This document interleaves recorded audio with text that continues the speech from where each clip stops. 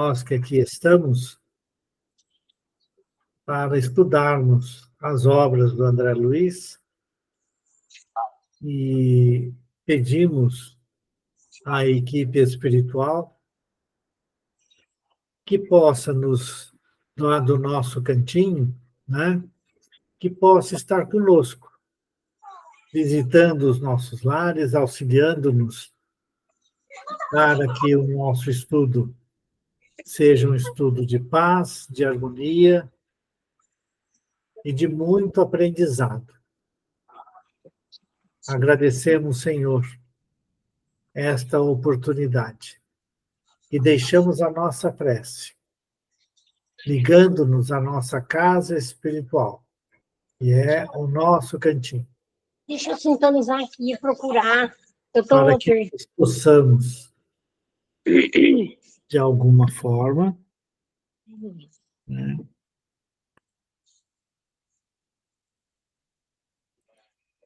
estarmos todos conectados. Pai nosso que estais no céu, santificado seja o vosso nome. Venha a nós o vosso reino, seja feita a vossa vontade, assim na terra como no céu. O pão nosso de cada dia nos dai hoje. Perdoai nossas dívidas como perdoarmos nossos devedores. Perdoai nossas ofensas como perdoarmos aos nossos ofensores. E não nos deixeis cair em tentação, mas livrai-nos de todo mal, que assim seja. Muito bem. Então, nós estamos aí nesse primeiro, né, vamos dizer assim, no prefácio que o Emmanuel faz, e é muito importante a gente, quando pegar os livros do André Luiz, dar uma lida no prefácio sempre, né? Porque os prefácios do Emmanuel são extremamente esclarecedores e informativos para todos nós. No caso aqui, então, ele está falando da grande maioria dos homens, habitantes da Terra, das mais diversas culturas, religiosos ou não religiosos, né? De todos os tipos de religião, os materialistas, ou seja, a humanidade como um todo, e esse grupo, né, parte diariamente da Terra para o plano espiritual, da vida material para a vida espiritual, né? E aí ele comenta que a grande maioria, né, nos parágrafos anteriores ele fala, a grande maioria ainda se repete, né, vamos dizer assim, nas diversas experimentações. Encarna, experimenta algumas coisas, desencarna, depois encarna novamente, desencarna e assim vai, sem efetivamente fazer o progresso do espírito, sem olhar a questão espiritual no seu dia a dia, né? Lógico que cada um tem a sua cultura, tem a sua forma de ser, né? E esse aprendizado vai ocorrendo. Foi assim que nós, né, crescemos ao longo dos milhares de anos, né, que hoje nos fazem homens racionais, né, pessoas, né, uma unidade racional, que pode pensar, que pode sentir, refletir e assim por diante. E esse progresso, sim, é bastante lento, né? E é isso que o Emmanuel, de uma certa forma, nos traz, então, a reflexão.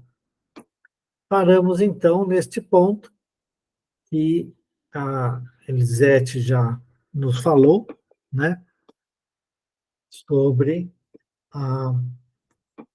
que ele fala assim, onde albergar a estranha e infinita caravana, que são aqueles que partem para a vida maior, vamos dizer assim, a vida espiritual, né?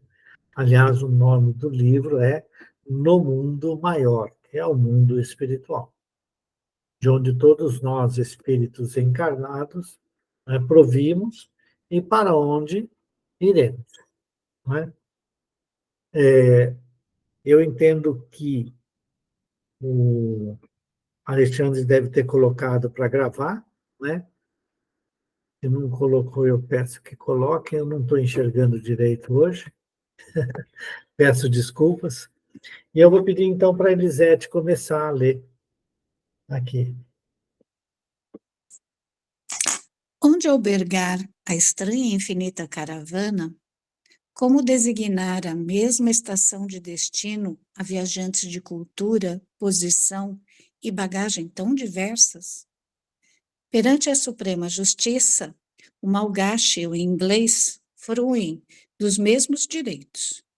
Provavelmente, porém, estarão distanciados entre si pela conduta individual diante da lei divina que distingue invariavelmente a virtude e o crime, o trabalho e a ociosidade, a verdade e a simulação, a boa vontade e a indiferença. Da contínua peregrinação do sepulcro participam, todavia, santos e malfeitores, homens diligentes e homens preguiçosos. Então, veja a diversidade, não é?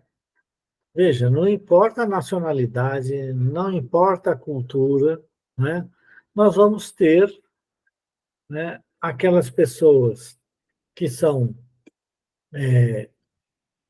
operosas, né? E aquelas que são preguiçosas.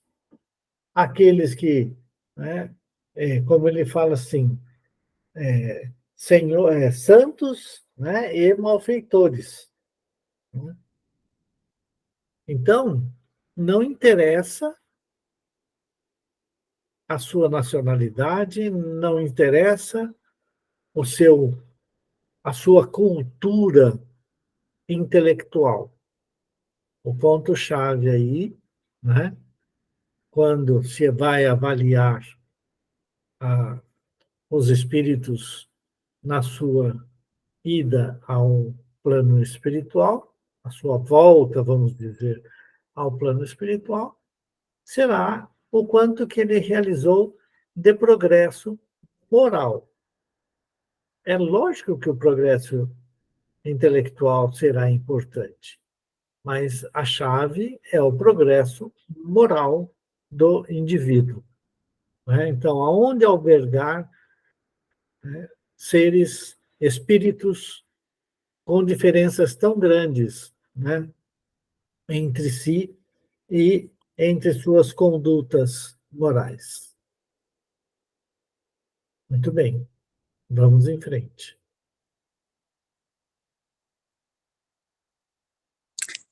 Como avaliar por bitola única recipientes heterogêneos?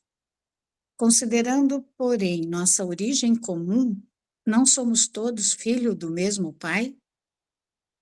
E por que motivo fulminar com inapelável condenação os delinquentes, se o dicionário divino escreve a letras de logo as palavras regeneração, amor e misericórdia? Determinaria o Senhor o cultivo compulsório da esperança entre as criaturas, ao passo que ele mesmo, de sua parte, desesperaria?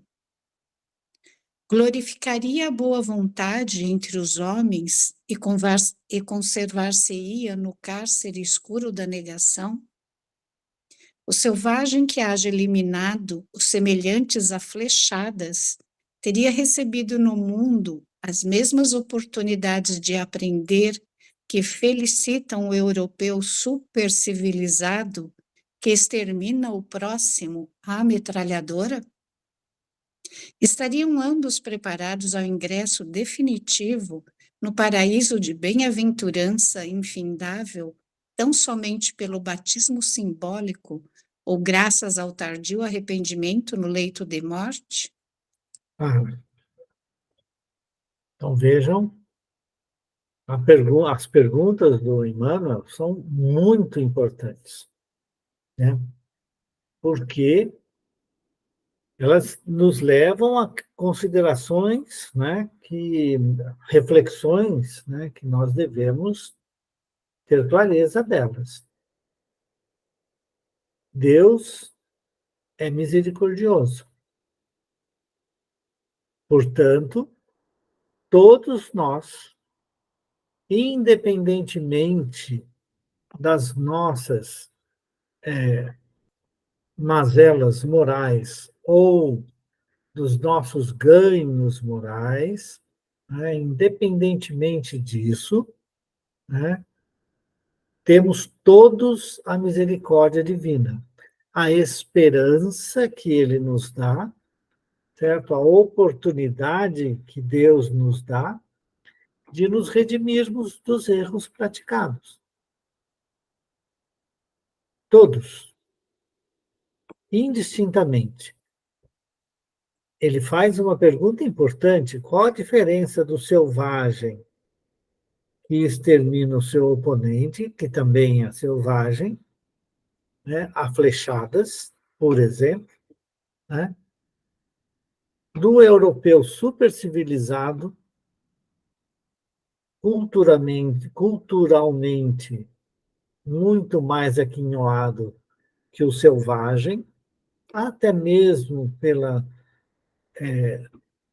diversidade e número grande de reencarnações que naturalmente e intelectualmente eles vão adquirindo, mais do que o selvagem, certo?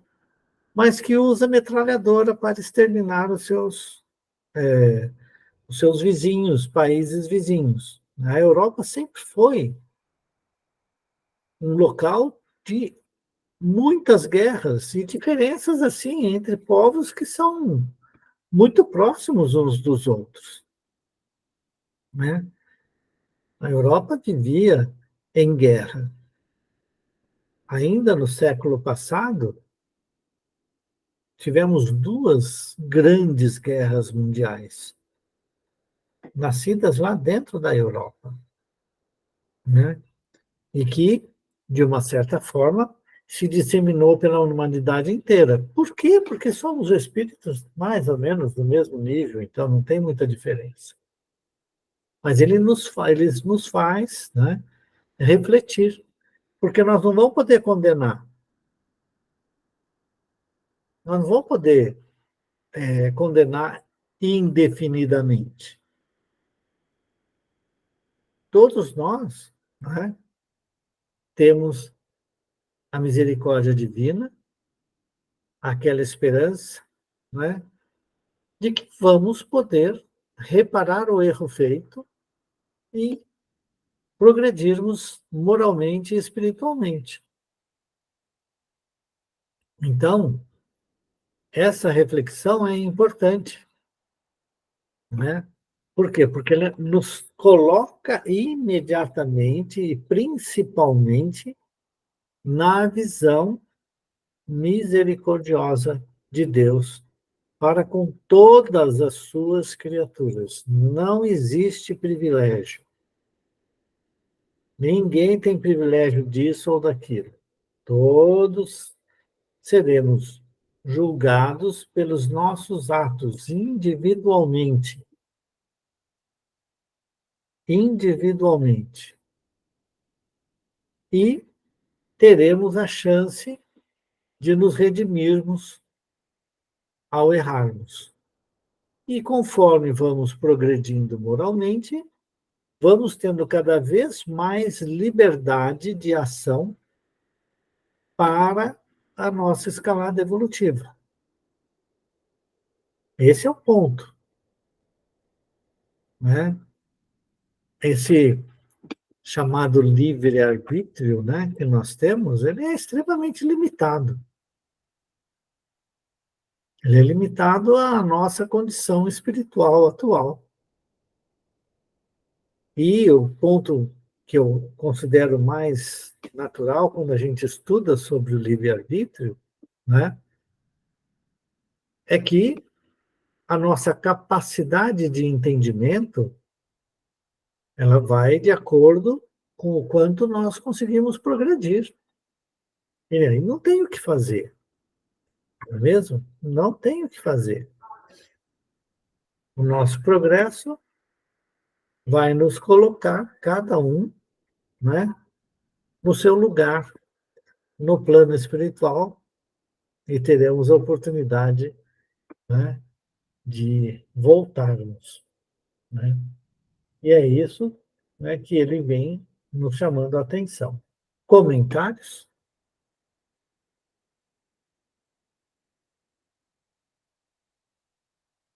Ninguém? Continuemos. A lógica e o bom senso nem sempre se compadecem com argumentos teológicos imutáveis. A vida nunca interrompe atividades naturais por imposição de dogmas estatuídos de artifício. E se mera obra de arte humana, cujo termo é a bolorenta placidez dos museus, exige a paciência de anos para ser empreendida e realizada, que dizer da obra sublime do aperfeiçoamento da alma, destinada a glórias imarcessíveis? Reflexão. Reflitamos sobre esta pergunta. Muito, de novo, importante. A obra destinada. É que na época era provavelmente assim, né? Os museus, embora o Emmanuel use a palavra bolorenta, né? Salas dos museus, né? Uma obra de arte vai demorar-se ali para ser realizada e depois estudada, compreendida e tudo. Ele fala, que dizer então do nosso progresso? Que Deus vai nos dando a oportunidade de, pouco a pouco, progredirmos, né? Então vamos lá. Vários companheiros de ideal estranham a cooperação de André Luiz, que nos tece informações sobre alguns setores das esferas mais próximas ao comum dos mortais. Iludidos na teoria do menor esforço, inexistente nos círculos elevados, contavam com preeminência pessoal, sem nenhum testemunho de serviço e distantes do trabalho digno, em um céu de gozos contemplativos, exuberante de conforto melífico. Prefeririam a despreocupação das galerias em beatitude permanente, onde a grandeza divina se limitaria a prodigiosos espetáculos, cujos números mais surpreendentes estariam a cargo dos espíritos superiores, convertidos em jograis de vestidura brilhante. Para. Ele está falando aqui dos espíritas, companheiros de ideal espírita. Aquelas pessoas que durante muitos anos falavam o seguinte: o que vale é o Kardec. Essa história do André Luiz vir aí por um médium lá, né, quase analfabeto lá de Pedro Leopoldo, né? Daí não vale nada, não. Certo? E ele está sendo bem duro com essas pessoas. Emmanuel está sendo bem duro com companheiros nossos de ideal espírita. E realmente isso aconteceu. Para quem não conhecia o espiritismo, né? E que durante muitos anos. As obras do André Luiz foram quase que abolidas de muitos centros espíritas, né? Durante muito tempo. É importante refletir sobre isso que ele está falando. Por quê? Porque ele está falando de companheiros de ideal, né? Que, infelizmente, ele coloca lá, estão colocados nos pedestais, né? Acreditando que estão fazendo tudo certinho, que está tudo em ordem, que os espíritos superiores vão guiar toda a humanidade e assim por diante, enquanto o André Luiz está trazendo uma realidade muito diferente do que a maioria dessas pessoas gostaria de passar, né, por elas. Você já fala, Renato, eu entendi que o Faustinho, eu acho que é o Faustinho, estava querendo falar antes de você. É isso, Faustinho? Ou não? O microfone está fechado. Desculpa, eu esqueci de fechar minha câmera. Eu estava procurando aqui no livro aonde estava e esqueci de fechar. É só vez. Então, Renato, vai lá. Só complementando, ainda hoje há companheiros que duvidam, assim, com uma certa veemência dessas colocações, André Luiz. Não ficou no passado, não. Tem até alguns que estão publicando incoerências entre a obra doutrinária e a obra de André Luiz, né? Tem coisas assim. E a gente percebe que tem um ranço aí no meio, né? Que não se admite a simplicidade, porque a perfeição é simples, né? Então não se admite essa simplicidade que seria a continuidade da vida, querem colocar dogmas, enfim. Então é muito importante que a gente sempre tenha essa visão, e que o que o André Luiz está trazendo é o que acontece lá mesmo, não teria por que ser diferente. Essa beatitude aqui, né, jograis, interessante isso, né, espíritos vestidos, jograis brilhantes, não é nada disso não. Então, não ficou tão no passado, viu, Eduardo? Ainda acontece hoje em dia, infelizmente. Eu não queria ficar seguindo muito, porque é uma pena, né? Porque, veja, nós estamos com uma obra de quase 80 anos, né? Nós estamos falando de um livro escrito em 1947, né? 80 anos vai dar 2027, daqui a 3 anos. Né? Sim. E nós temos ainda isso. Pois não? Na realidade, acho que muitos espíritos ainda se iludem, sabe? A verdade é essa. A gente se ilude por ter o conhecimento, a gente acha que já é o suficiente. A gente esquece que é as nossas ações que contam. Né? E mudar de plano, só muda o plano, mais nada, mas nós continuamos sendo quem nós somos. É. É simples, é tão simples. Então, mas olha que coisa interessante, Ivone. André Luiz, ele está descrevendo o que está acontecendo com todo mundo, Exato. não é? Ele não está falando assim, o espírita vai estar livre dessas coisas. Absolutamente. Ele está colocando o seguinte: aquilo que Jesus falava lá, cada um segundo suas obras, não é?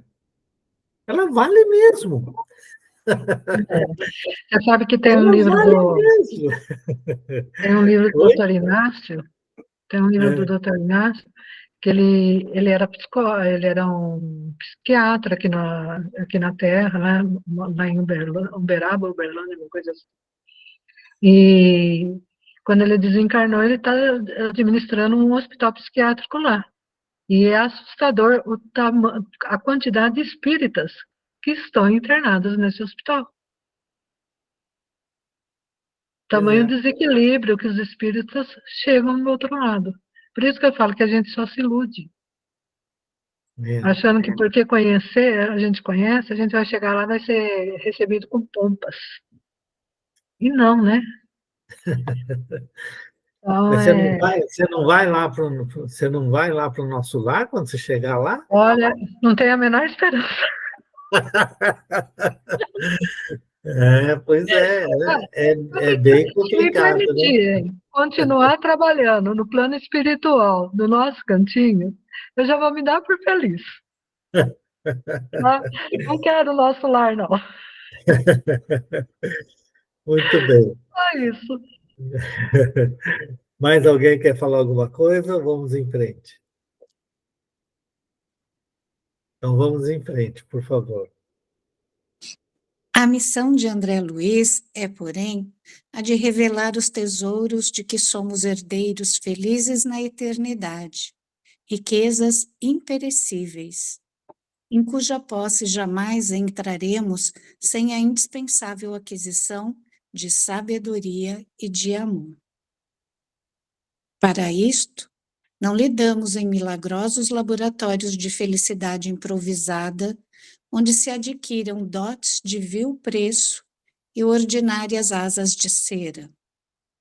Somos filhos de Deus em crescimento, seja nos campos de forças condensadas, quais os da luta física, seja nas esferas de energias sutis, quais as do plano superior.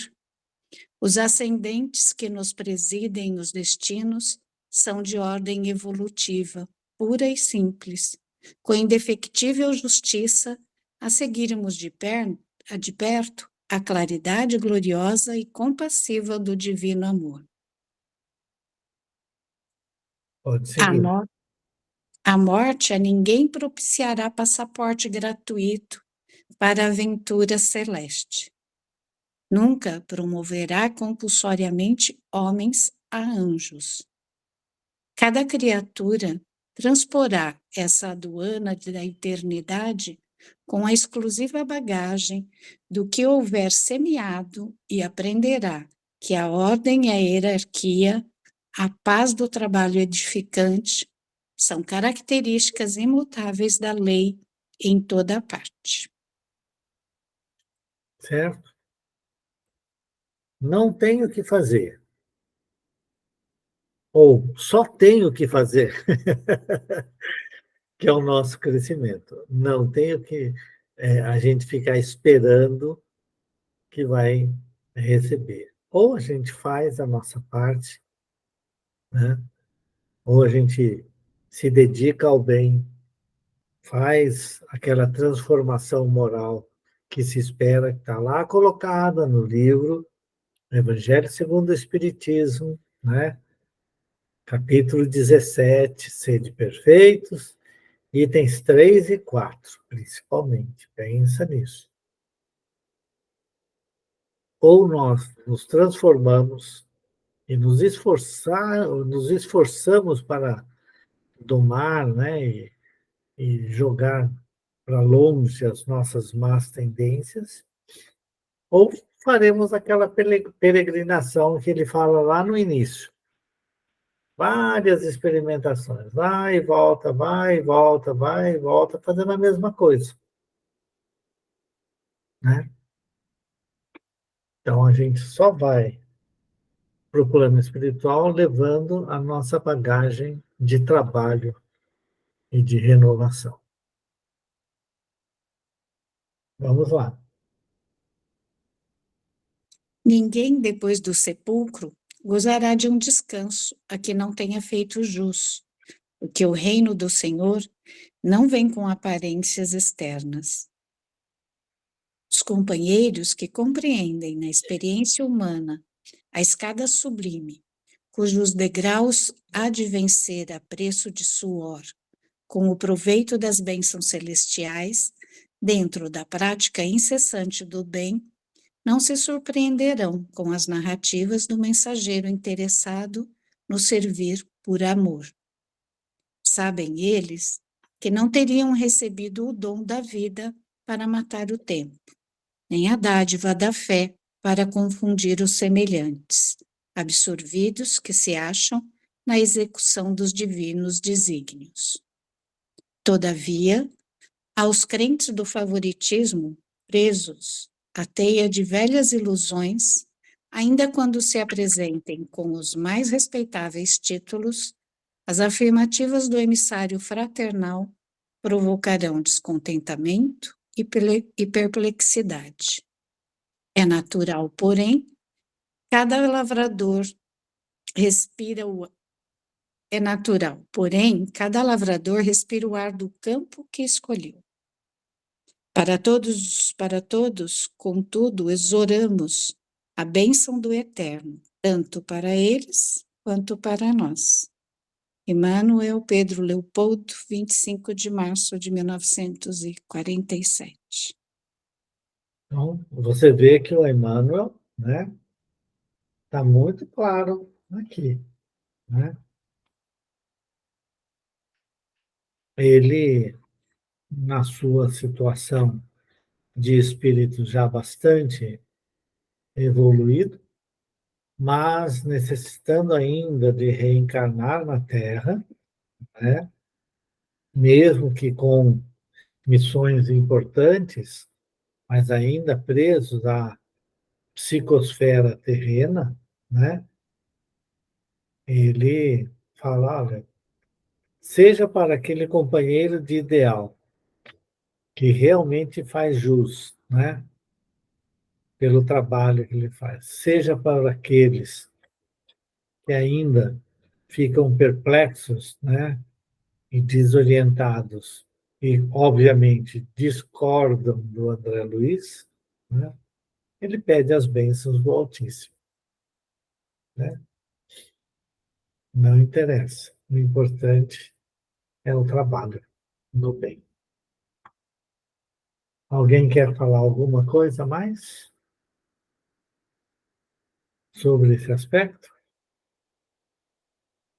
Se Já não, falou tudo. é. Então, nós vamos para o capítulo 1, né? E vamos fazer, são 20 horas e 33 minutos, né? Então, nós vamos fazer aí a leitura completa, seguida, direta, tá bom? Alguém quer ler dando um pouco de descanso para Elisete?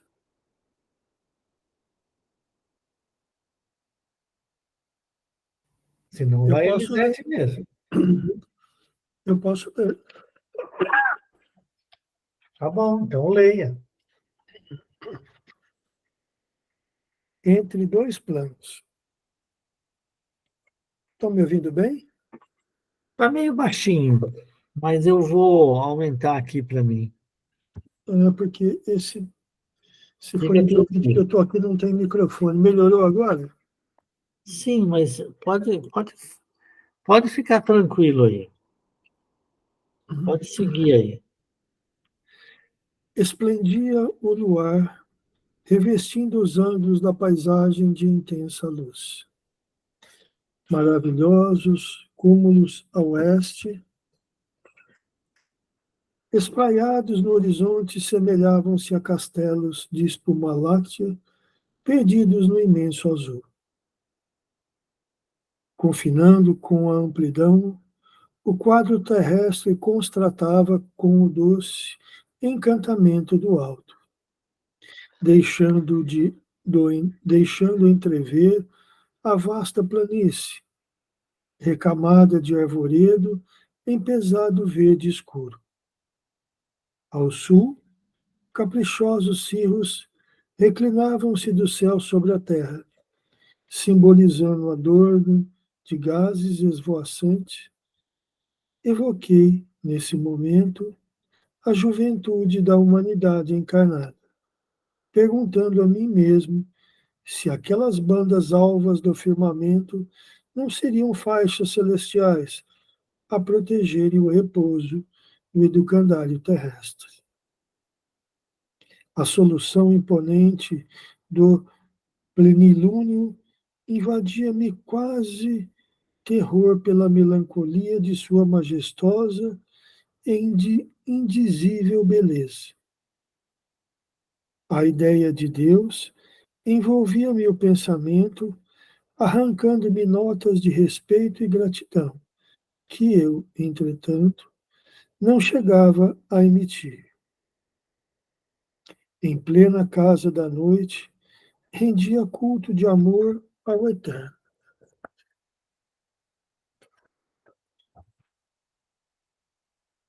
Ele criara os fundamentos sublimes de silêncio e de paz, em refrigério às almas encarnadas na crosta terrestre. O luminoso disco lunar irradiava destarte maravilhosas sugestões. Aos seus reflexos, iniciara-se a evolução terrena, e numerosas civilizações haviam modificado o curso das experiências humanas. Aquela mesma lâmpada suspensa clareara o caminho dos seres primitivos, conduzir os passos dos conquistadores, norteara a jornada dos santos. Testemunha impassível, observar a fundação de cidades suntuosas, acompanhando-lhe a prosperidade e a decadência. Contemplar as incessantes renovações da geografia política do mundo. Brilhara sobre a testa coroada dos príncipes e sobre o cajado de misérrimos pastores. Presenciava todos os dias, há longos milênios, o nascimento e a morte de milhões de seres. Sua augusta serenidade refletia a paz divina. Cá embaixo, desencarnados e encarnados, possuidores de relativa inteligência, podíamos proceder a experimentos, reparar estradas, contrair compromissos ou edificar virtudes, entre a esperança e a inquietação, aprendendo e recapitulando sempre. Mas a lua, solitária e alvitente, trazia-nos a ideia da tranquilidade inexpugnável da divina lei. A região do encontro está próxima. A palavra do assistente Calderaro interrompeu-me a meditação. O aviso fazia-me sentir o trabalho, a responsabilidade. Lembrava, sobretudo, que não me encontrava só. Não viajávamos ambos sem objetivo. Em breves minutos, partilharíamos o trabalho do instrutor Eusébio, abnegado paladino do amor cristão, em serviço de auxílio a companheiros necessitados. Eusébio dedicara-se de há muito ao ministério do socorro espiritual, com vastíssimos créditos em nosso plano. Renunciar à posição de realce e adiar as sublimes realizações, consagrando-se inteiramente aos famintos de luz. Superintendia a prestigiosa organização de assistência em zona intermediária, atendendo estudantes relativamente espiritualizados, pois ainda jungidos ao ciclo carnal, e a discípulos recém-libertos do campo físico.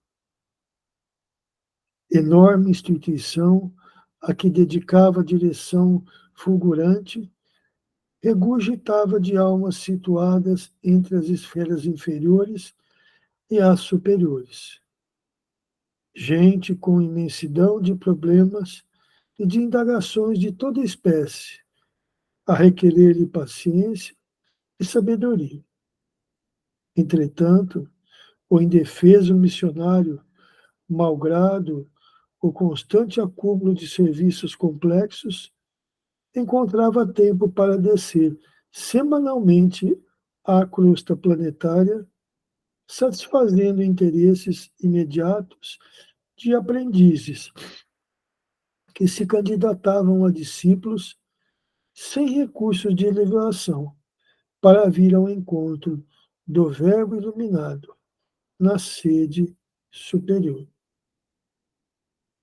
Não o conhecia pessoalmente. Calderaro, porém, recebia-lhe a orientação de conformidade com o quadro hierárquico e a ele se referia com entusiasmo do subordinado que se liga ao chefe, guardando o amor acima da obediência. O assistente, a seu turno, prestava serviço ativo na própria crosta da terra, a atender, de modo direto, os irmãos encarnados. Especializara-se na ciência do socorro espiritual, naquela que, entre os estudiosos do mundo, poderíamos chamar psiquiatria iluminada, setor de realizações que há muito tempo me seduzia. Dispondo de uma semana sem obrigações definidas, dentre os encargos que me diziam respeito, solicitei ingresso na turma de adestramento, na qual se fizera Calderaro eminente orientador. Tendo-me ele aceito com gentileza característica dos legítimos missionários do bem e propondo-me conduzir-me carinhosamente. Encontrava-se em oportunidade favorável aos meus propósitos de aprender, pois a equipe de preparação, que lhe recebia ensinamentos, excursionava em outra região, a labutar em atividades edificantes. À vista disso, poderia dispensar-me toda atenção, auxiliando-me nos desejos.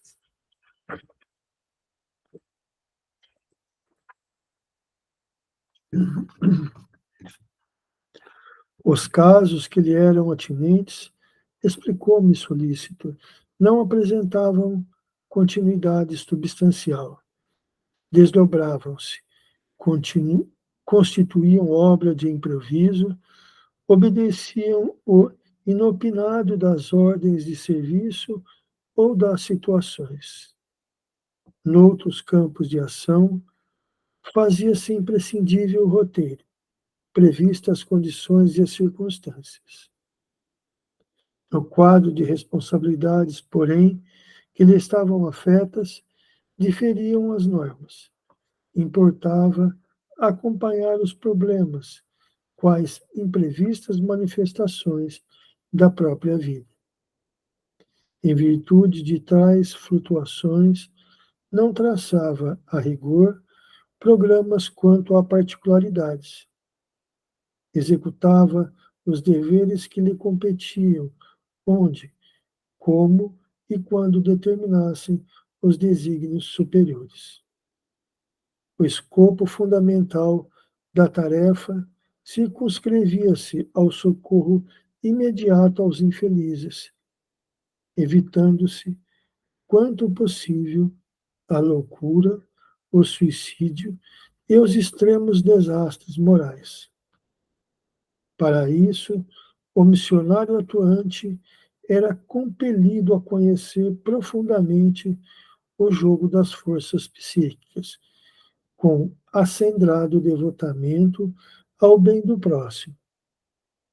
Calderaro, neste particular, não deixava perceber qualquer dúvida. A bondade espontânea lhe era indício da virtude, e a inquebrantável serenidade revelava-lhe a sabedoria. Não lhe gozava o convívio desde muitos dias. Abraçaram-o na véspera pela primeira vez. Bastou, no entanto, 1 minuto de sintonia para que se estabelecesse entre nós sadia intimidade.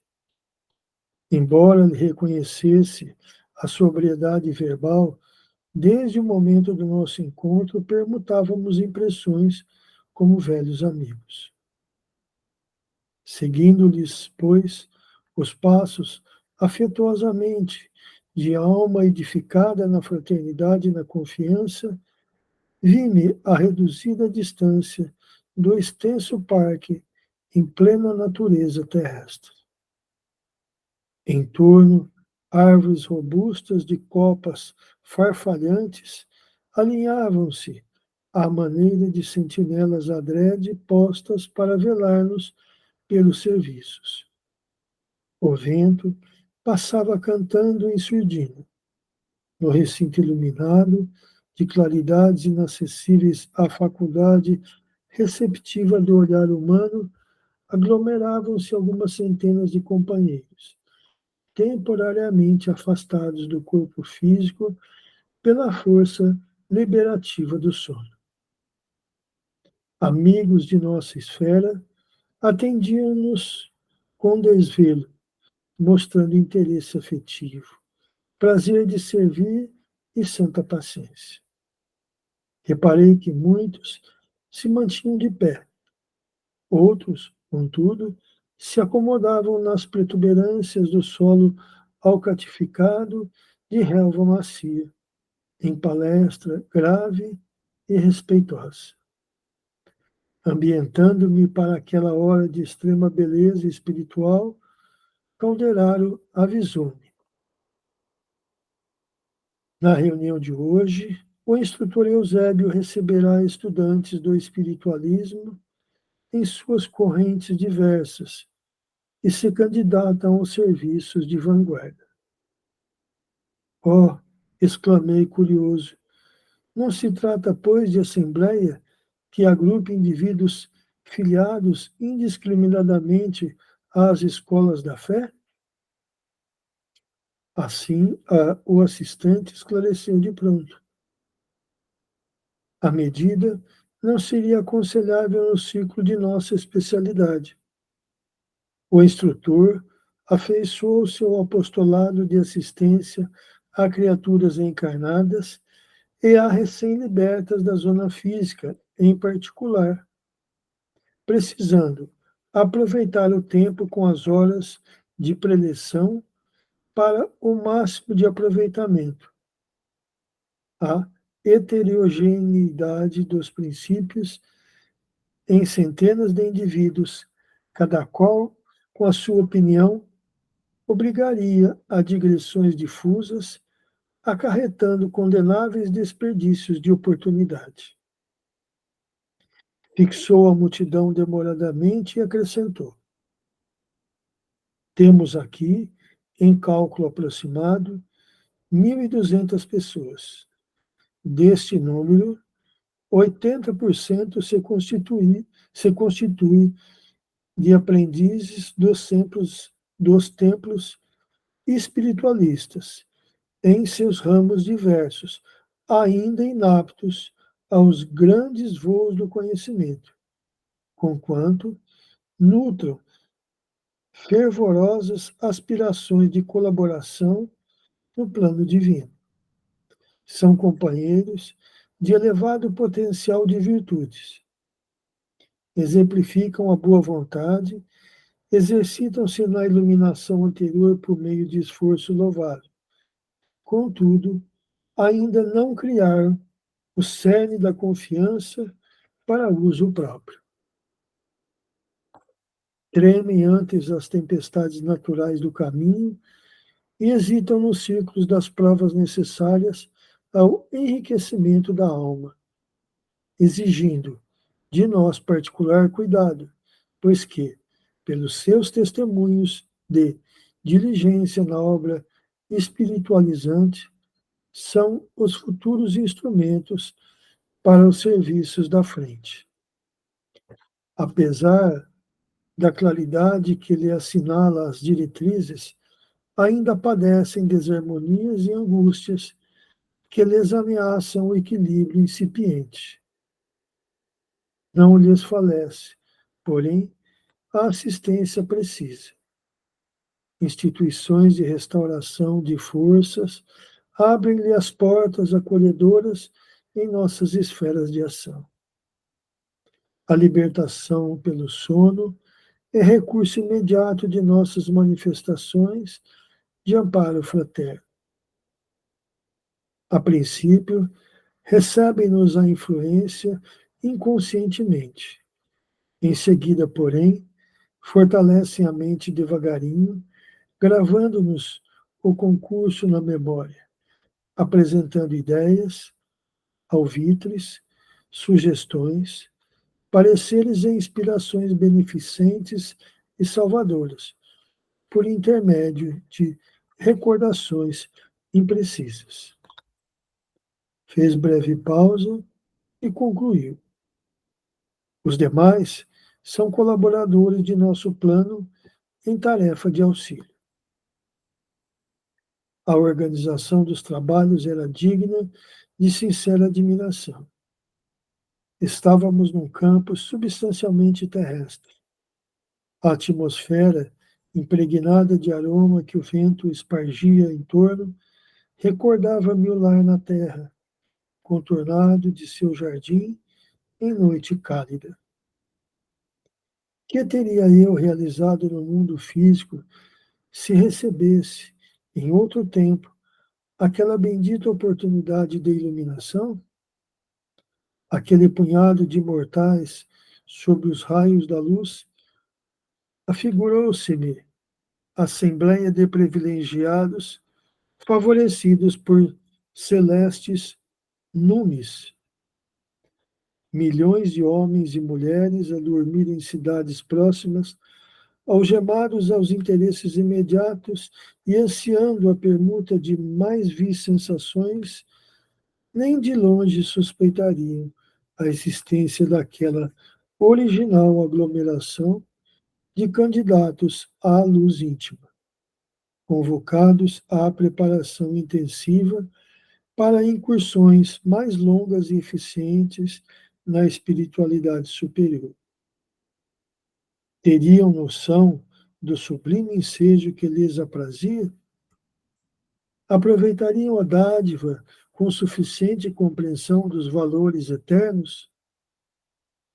Marchariam desassombrados para a frente ou estacionariam ao contato dos primeiros óbices no esforço iluminativo?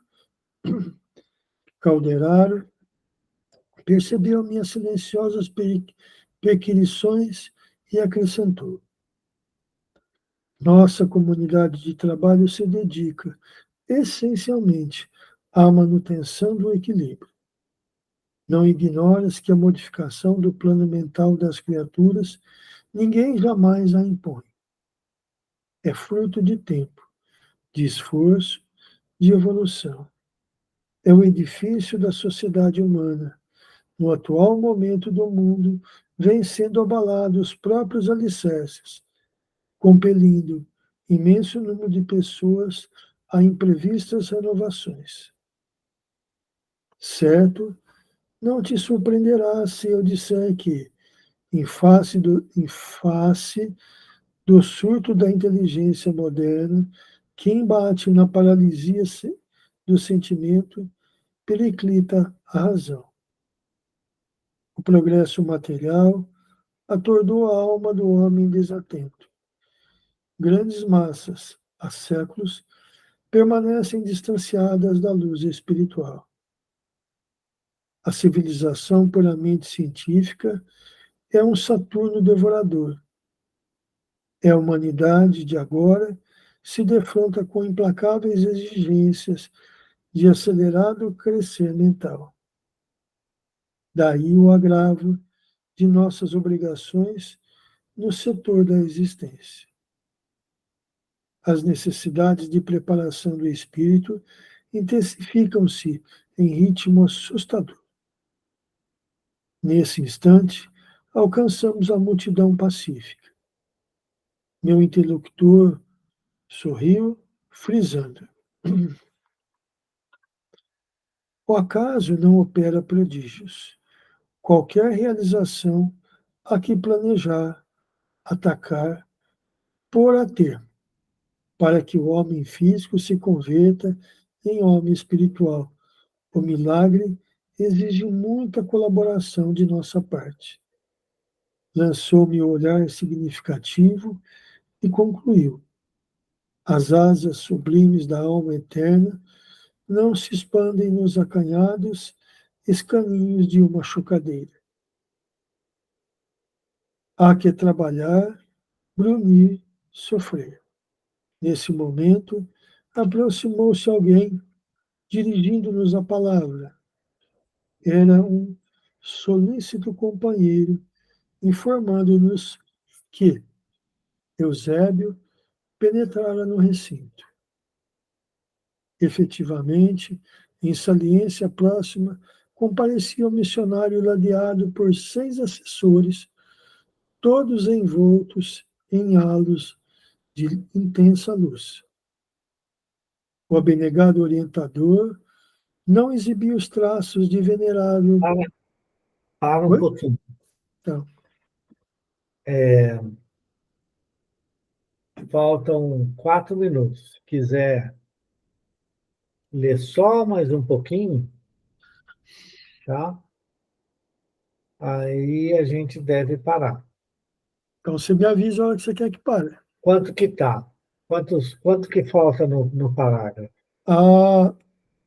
Tem mais.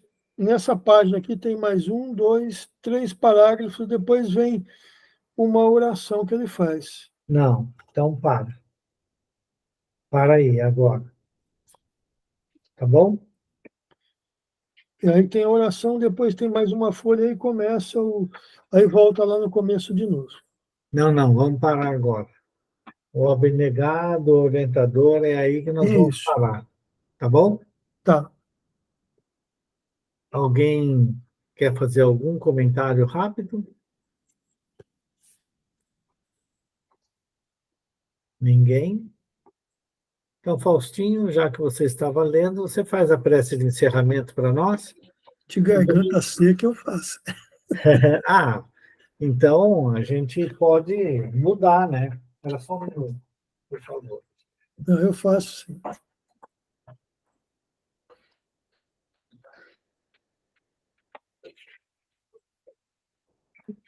Deus Pai de amor e de